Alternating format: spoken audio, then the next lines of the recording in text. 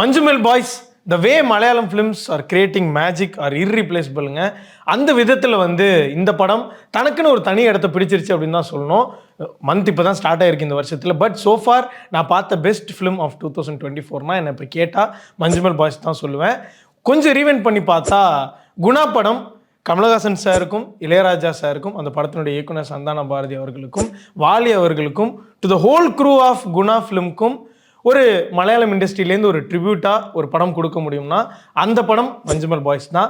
நான் ஏன் குணாக்கு போயிட்டு வரேன் அப்படின்றது வந்து நான் ஸ்பாய்லர் சொல்ல விரும்பலை. நீங்கள் படம் பார்க்குறப்போ உங்களுக்கு அந்த கனெக்ட் பயங்கரமாக இருக்கும். நான் பிளாங்காக போனேன், ட்ரெய்லர்லாம் பார்க்காம எதுவும் தெரிஞ்சுக்காமல் தேட்டரில் போய் உட்காந்தேன். படம் முடித்து வெளில வரப்போ கண்மணி அன்போடு காதலன் பாட்டு லூப்பில் கேட்க ஆரம்பிச்சிட்டேன் திரும்ப.